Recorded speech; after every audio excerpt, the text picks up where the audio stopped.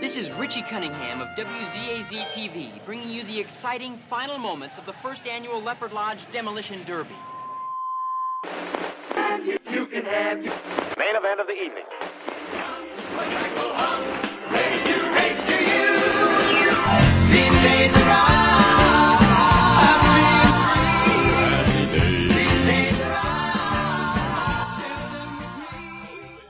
Hello and welcome to These Days Are Ours, a Happy Days podcast. I'm Peter. I'm Joe. And today we will be talking about episode 3 of season 4, Fonzie Loves Pinky, part 3. Okay, Peter, tell us what happens in Fonzie Loves Pinky, part 3. We return to the Demolition Derby, where after an abridged version of last week's ending, Fonzie and the Malachi brothers are the last drivers remaining. The Derby restarts with the Malachis stalking Fonzie, trying to set him up for the crunch. They're hindered by Rocco not knowing which direction is his left. Get him on the left! Which is my left? My right? Die right! Oh, never mind. Count! Allowing Fonzie to sideswipe Count, then take out Rocco's car. Only Fonzie and Count are left, battling in an epic game of chicken. Things start to look bad for Fonzie when his car suddenly stalls. Count circles Fonzie, prolonging the agony. He stops to tip his hat in victory, and then Fonzie reveals his car was never stalled, and he slams into Count's vehicle, over and over, winning the Derby. Count gets out of his car and admits defeat to Fonzie, who probably tries to run him over in revenge for Pinky's injury. Count ducks into the outhouse. Fonzie gets out of his car and goes to visit Pinky at Pfister Hospital. That night at the hospital, Richie comforts Fonzie as they sit in the waiting room. Fonzie says he's about to do something very uncool. Richie tells him to go ahead and have a good cry, but no, it's not that. Fonzie has these feelings for Pinky. He feels so good when he's with her. He respects her, he admires her. You love her. I love her? Fonzie realizes he's right, and tells Richie he's going to ask Pinky to marry him, unless Richie can talk him out of it. Richie struggles to think of what to say. He ultimately says that Pinky rides a motorcycle, which is very dangerous, and she and Fonzie would be on the road all the time, a blur of neon and sleazy motels and truck stops, eating at greasy spoons. Fonzie will get sick with a hacking cough, and after all those years on the road, Fonzie will wake up, and she'll be gone. Fonzie tells him that was terrible. Richie replies that he thinks Fonzie and Pinky should get married. They're perfect for each other. Fonzie tells Richie that when he and Pinky tie the knot, Pinky's driving days will be over. Fonzie will buy her a little house with a little picket fence and a little dog, because Fonzie loves dogs, and he wants to name it Spunky. Pinky is rolled into the room in a wheelchair by a nun. She's wearing a pink bandage around her head, and assures Fonzie she's fine. Richie goes to tell everyone the good news, and the nun tells Fonzie that the Malachi brothers already paid Pinky's medical bills. In a downright Lenny and Squiggy-esque move, the Malachis enter as soon as they're mentioned. Rocco says that this is their way of saying sorry for what happened. Pinky tells them to forget it. It's all part of the game. The Malachis say goodbye, with Counts as flowery as ever. Adieu, Fonz. May the sun never set upon you, and may your thumbs ride high. And leave for a derby in Detroit where they'll be smashing all Edsels. Fonzie gets the nun to let him talk to Pinky. He tells Pinky they should do it, which the nun is horrified by, until Fonzie explains he means getting married. Pinky tells Fonzie she'd love to be his wife. Sure, it'll be hard learning how to spell Fonzarelli, but she learned how to spell Tuscadero after all. They seal their engagement with a kiss. That night at the Cunningham house, Marion is telling her mother over the phone that Howard did such a good job as chairman of the Derby that he's getting a special plaque from the Leopard Lodge. After she hangs up, Joni complains that she doesn't want to go to the awards dinner tonight. It's just gonna be a bunch of old fuddy-duddies. You said it. But since Richie will be at Fonzie's engagement party and Chuck has been erased from existence, Marion feels like at least one of Howard's kids should be there. Howard and Fonzie enter. Marion tells Fonzie how lucky Pinky is, and Howard remarks that he can't believe the Fonz is settling down. He's wrong, though. Fonzie and Pinky are going on the road. Fonzie likens it to a corporation where he's the president, and he even produces a desktop plaque that says, Fonzie, Prez. On the road, Pinky will be swamped, and Fonzie has to make sure everything runs smoothly. Joni expresses a desire to blow this popsicle stand and become a pinkette. Howard tells her she can go to Fonzie's party if she wants to, but at Marion's silent urging, Joni says she wants to see her dad get his plaque. Howard tells Fonzie that's what makes it all worthwhile, and he, Joni, and Marion leave. Richie comes downstairs as Fonzie mutters to himself about being president and having to maybe wear a tie and do paperwork and talk with a deeper voice. Hey! Richie says they should go to Arnold's. He asks Fonzie if he's sure about going on the road with Pinky. Fonzie says sure he is. Pinky's going to have all that glamour and fortune, and Fonzie wants to be a part of that. Richie says he'll miss him. Fonzie says to write him for advice. He goes on to say that he and Pinky will have a small wedding, then a honeymoon in Chicago or New York, and then it's off to Hollywood. The doorbell rings and Richie answers it. In come the Pinkettes, who tell Fonzie there's been a change of plans. Pinky's going to be on the Ed Sullivan Show, and they're leaving for New York tomorrow. Also, Pinky and Fonzie will be getting married on the infield of the Daytona 500. Tina hands him a pink check. Fonzie's first paycheck from Pinky Incorporated. Lola says Pinky takes care of everyone who works for her. The Pinkettes leave. Pink, pink! With Fonzie alone in his shock that Pinky paid him, like he was an employee. At the bachelor party at Arnold's, Fonzie is sitting alone silently in a booth. Ralph ignores Richie saying that he thinks Fonzie wants to be alone. It's a party. Potsy tells Fonzie that if he gets bored with the kid stuff, give him the signal, and they'll all go to Ralph's garage to look at National Geographic. Fonzie isn't interested, and Richie escorts his friends out. Al comes out of the kitchen. You shave in the kitchen? Only over the sink. Fonzie tells him to keep everyone out except for Pinky. Al agrees, though he wonders how Arnold ever made a living out of this place. In comes Pinky, who was told by Richie that Fonzie wanted to see her. Fonzie returns her check. Pinky is surprised that Fonzie wants to work for free, but Fonzie explains he can't be Mr. Pinky Tuscadero. Hey, nobody ever said that. It's not gonna be like that. We're gonna be together. We're gonna have fun. Pinky says she won't go. She'll stay here with Fonzie, but she's wanted to do this since before she could walk, and Fonzie doesn't want her to give it up for him. And in the future, things will be different, and maybe they can get back together. Until then, Pinky can make Fonzie proud. She kisses him goodbye. Al says that everyone is outside, and Fonzie says to let them all in so they can have a party. Among the partygoers is a photographer who wants pictures of Pinky and the Pinkettes, and asks Fonzie to move out of the way. Richie puts a comforting arm around Fonzie, and he asks if Richie is going to blow into his ear. Richie pulls away, and says he's sorry for things being over with Pinky. Fonzie doesn't want him to tell everyone. It's a party. He's about to leave with Potsy and Ralph for Ralph's garage, but the photographer asks him to stay so he can get some pictures later of Mr. Tuscadero. Pinky chews him out. That is not Mr. Tuscadero. That's the Fonz. Then everyone dances to Great Balls of Fire. The next day, Fonzie, Pinky, Richie, and the Pinkettes all head up to the spot where Fonzie and Pinky had their romantic motorcycle ride in part 1. Pinky and the Pinkettes ride off. Richie asks Fonzie how he's doing. Fonzie softly A's. Richie gets on the back of Fonzie's bike, and they ride off together. Also, there's a really inane, dubbed-in ADR conversation about Fonzie's upcoming date with the Pulaski twins, and Richie dangling his feet off the bike. Sure, I'm okay. I got a date with the Pulaski twins tonight. You just hold on, Richie. Sure. Ruining what could have otherwise been a very sweet, sad moment. Thank you, Peter. That was Fonzie Loves Pinky, Part 3, which first aired on September 28th, 1976. That night, Happy Days served as a lead into a brand new episode of Laverne and Shirley, in which Shirley teaches Laverne how to drive.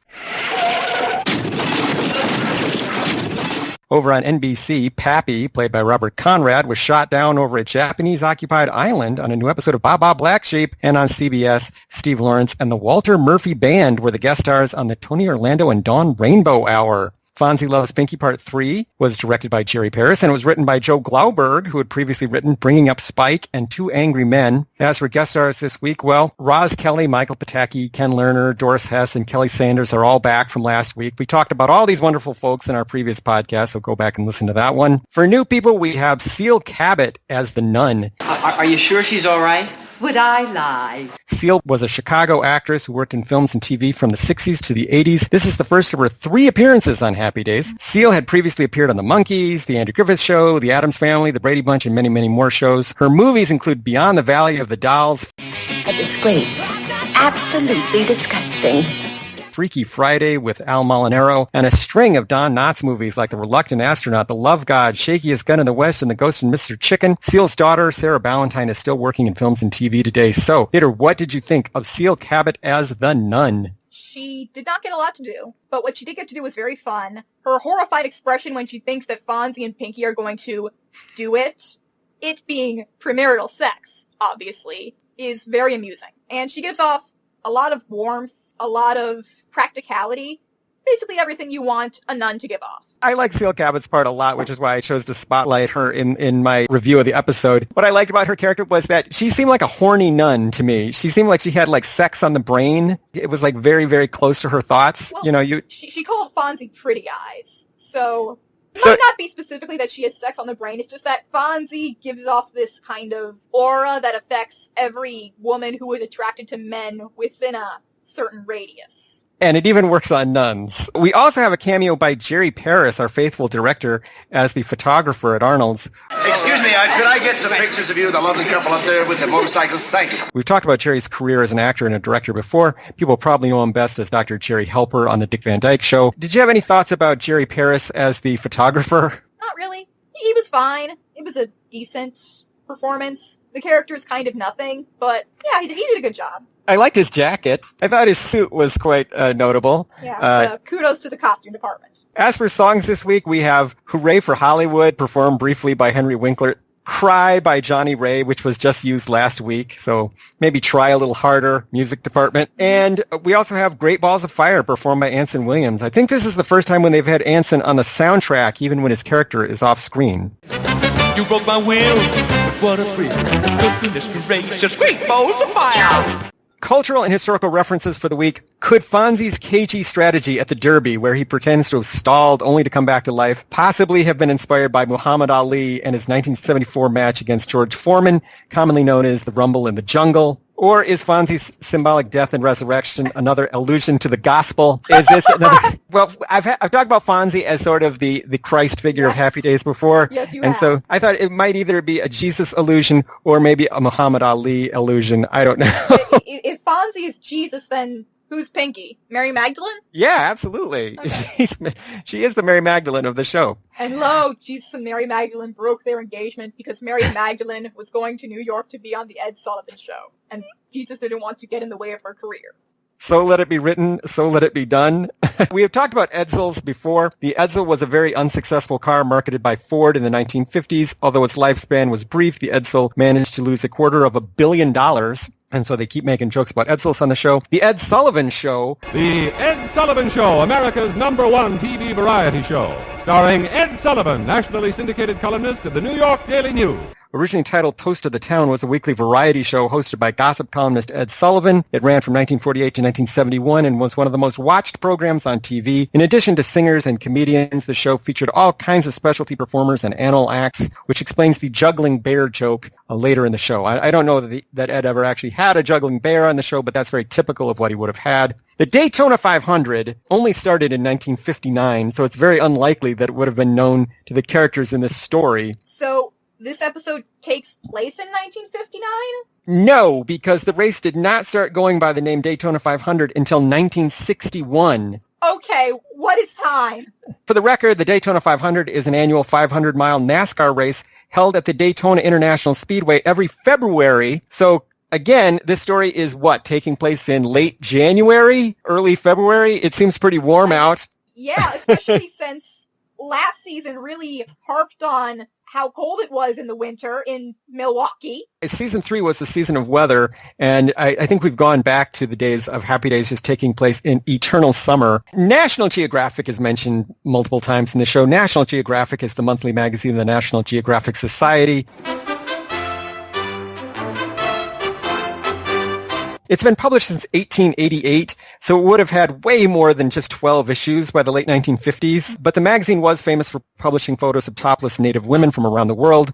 This is known in some circles as the National Geographic exception, meaning that because it's an educational publication, they could get away with things that other publications would not be allowed to. Yeah, and the National Geographic as poor man's pornography is definitely a trope. But it's also one that has kind of died out in the last decade or so. Probably because now we have the internet, so if you want to look at topless women, you can do that, and nobody can stop you. Other observations this week. The show did a very nice job of getting us back into the story without recapping too much from last week's show and without resorting to the dreaded montage of highlights from the previous episode. Yeah. How does Richie know that Rocco Malachi is quote-unquote not so evil? The unscrupulous Count Malachi and his not-so-evil brother Rocco. Yeah, I mean, Rocco's the one who injured Pinky. He didn't seem to be trying specifically to do that, and he expressed remorse for it, but he was still the one who did it. You could also argue, I guess, that Rocco is only doing all this evil stuff at the behest of Count Malachi. But right to the end of the Derby, Count Malachi is actually quite courteous and respectful to Fonzie. Yeah, and Fonzie tries to murder him with his car. Fonz, what are you doing? The derby's over. It's not fair. I haven't got my car. Yeah, Fonzie remains sullen, resentful, and possibly homicidal in response to Count Malachi. And what he does at the end of the Derby, I think it almost gets into criminal territory. Was he trying to murder Count, or was he just trying to push him to the outhouse by making Count think he was going to murder him? I don't know. That would be for a court of law to decide. This episode, as you mentioned, goes way heavy on voiceover, with characters having conversations from off-screen, usually over establishing shots. They'll show the outside of the hospital, and people are having a conversation. They'll show the outside of the Cunningham house, and people are having a conversation. Because Howard did such a good job as chairman of the Derby, he's getting a special plaque from the Leopards.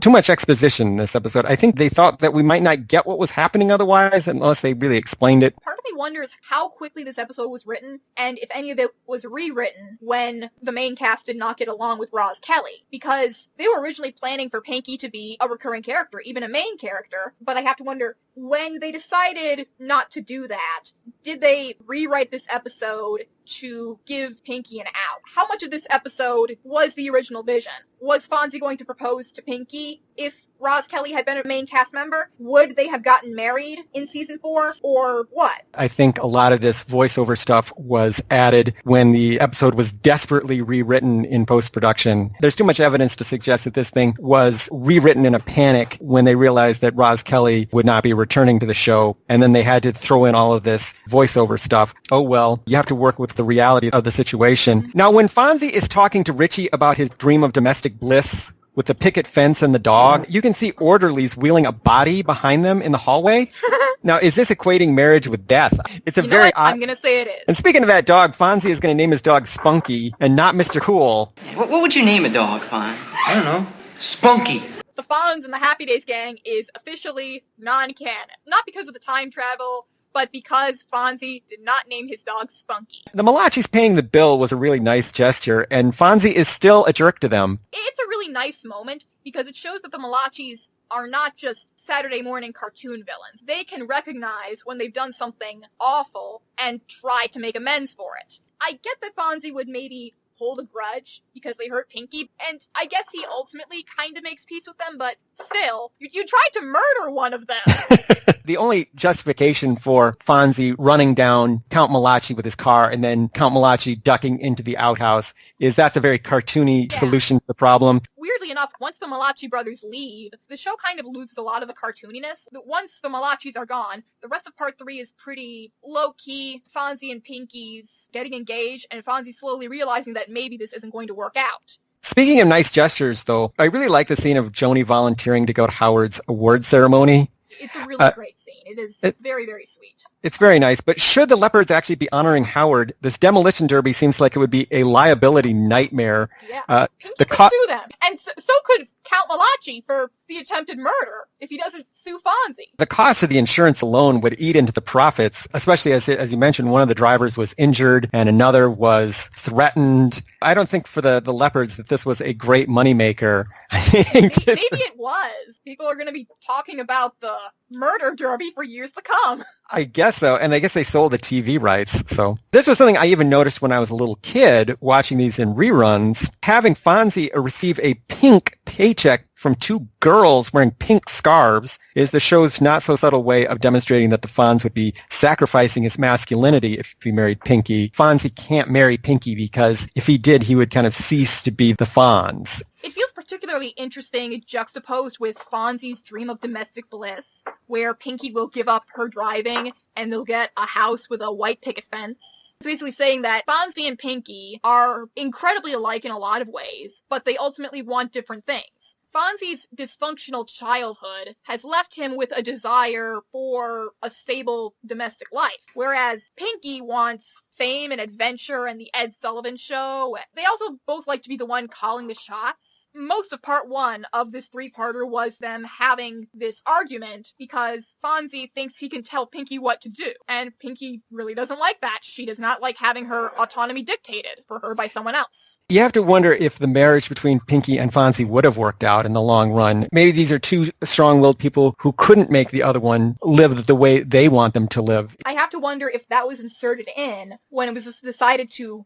write Pinky off. I really want to know how this episode played out originally. Like, what was the original vision for this episode? And what would that have done to the rest of the show? To really understand that, I would have to see the original scripts, because obviously scripts get rewritten and rewritten. Yeah. The show sets up a return for Pinky, but it never happened. Yeah. Knowing that, I think, makes this episode a lot more bittersweet, because Fonzie's saying, hey, maybe we can still get together someday in the future. That never happens. The Malachis never returned either, even though they're given an opportunity to come back. One of them kind of did, but under a different character name. Ken Lerner keeps coming back to the show, basically playing variations on the same guy over and over again. Maybe but with they're all actually the same person.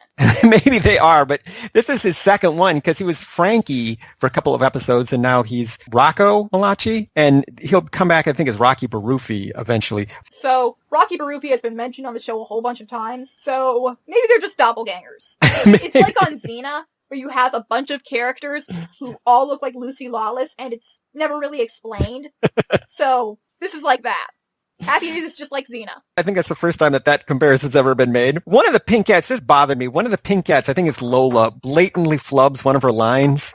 We have an interview at the WZAZ later. Well, I mean, it happens. People speak all the time. We have both edited this podcast. We both know that intimately well. In TV sitcoms, you only have 20-some minutes to tell this story. I always expect people to have all their lines correct. This is prime time television here, folks. The whole scene, though, with the photographer, to me, it would have made more sense if it had happened earlier in the story, if this was the moment when Fonz realized he'd be playing second fiddle to Pinky, but that's not what happens. They've already called off their wedding by this point. Yeah, I really like this episode, but I feel like maybe it needed more room to breathe. Maybe Fonzie beating the Malachis in the Derby should have happened last episode, and the cliffhanger should have been Fonzie's proposal to Pinky. Then, for this entire episode, you get to see their engagement. You get to see Fonzie slowly realizing that maybe this won't work out, and it feels more organic.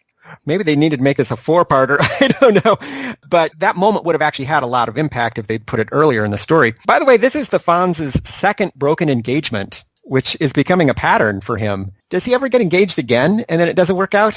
Or does he come close? Okay. Season 6, I believe, he gets very, very close with a divorced mother, and he develops this fatherly relationship with her son, and then she gets back with her husband, and Fonzie has to break things up with the kid, so the kid will stop hating his dad. And then after that, there's Fonzie's season-long relationship with Ashley Pfister. You can tell that they're setting her up to be Fonzie's final one true love. She's immune to his snap. She doesn't take any of his crap. He helps her reconnect with her estranged parents who kicked her out for hooking up with a bad boy and getting pregnant. He becomes a father figure to her daughter, Heather. And then season 11 happens, and she just disappears from the show. She gets back with her old husband, and it's very sad.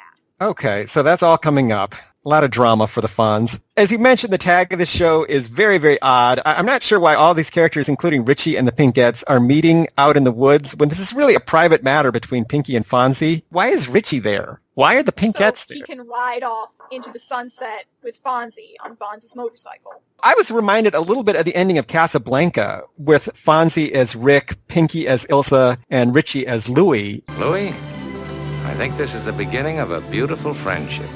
It's kind of basically saying that, sure, Fonzie has broken his engagement, but he still has people who care about him, like Richie. Yeah, it just was odd that they scheduled this little rendezvous out in the woods. Maybe like they couldn't tell the public in Milwaukee that the engagement's off, so they have to do this thing secretly out in the woods.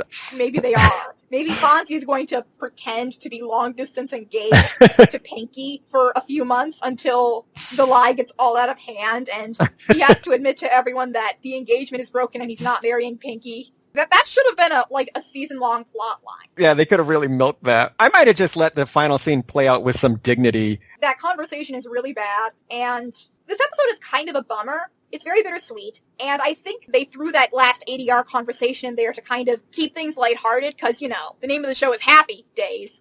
But it feels like they're undercutting the very real emotion that they built up in this episode, and it's frustrating. Yeah, it seems like that conversation kind of ruins the last scene, and then you have the background singers come in and say, "These are such happy days." These are such happy days. And it almost feels like they're living in a happy-ocracy. And all the good, happy folk of Happy Valley sang and danced all day long, and anyone who was for any reason miserable or unhappy or who had any difficult personal problems was prosecuted under the Happiness Act.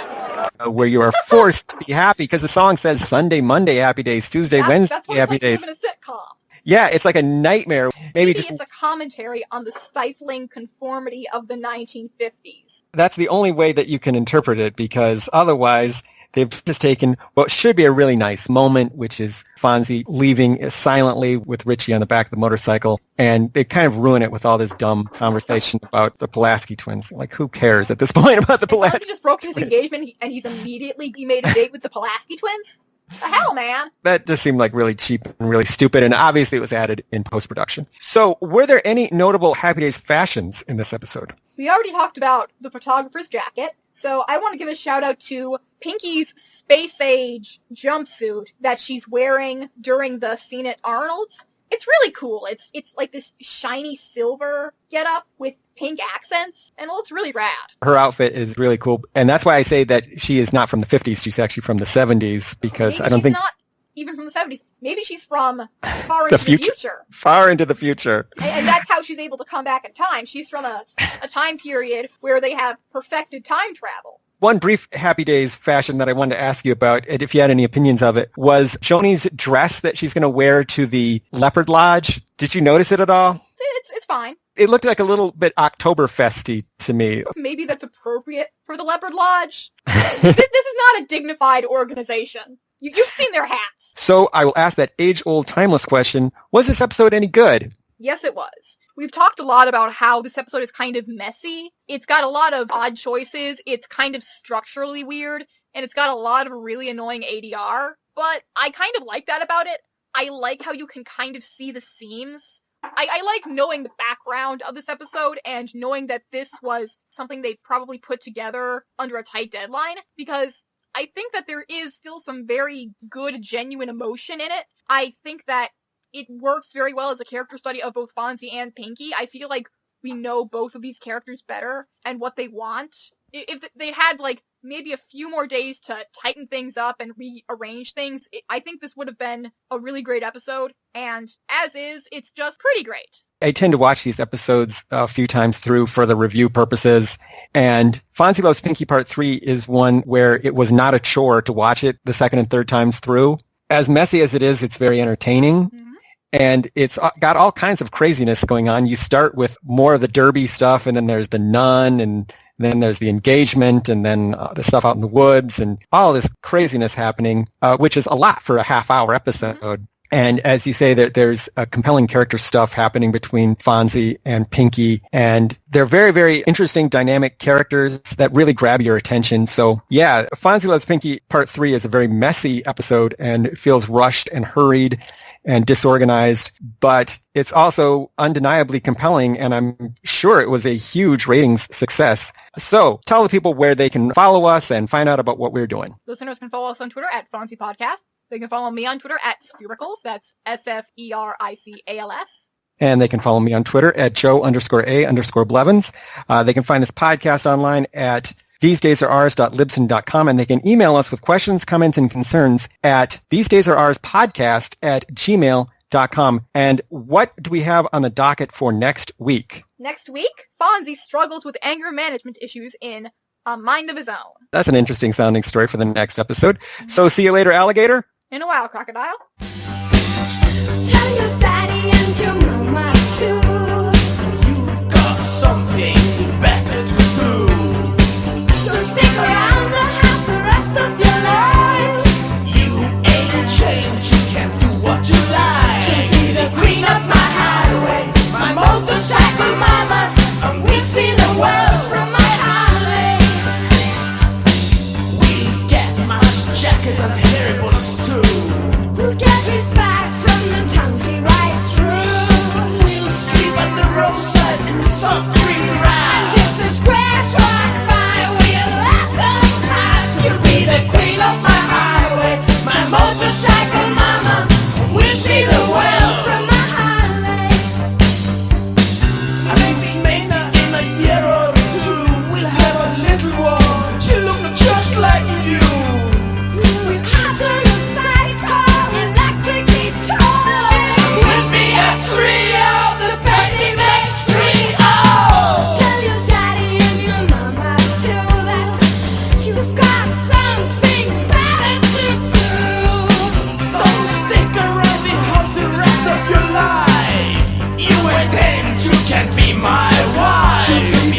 love my highway, my motorcycle.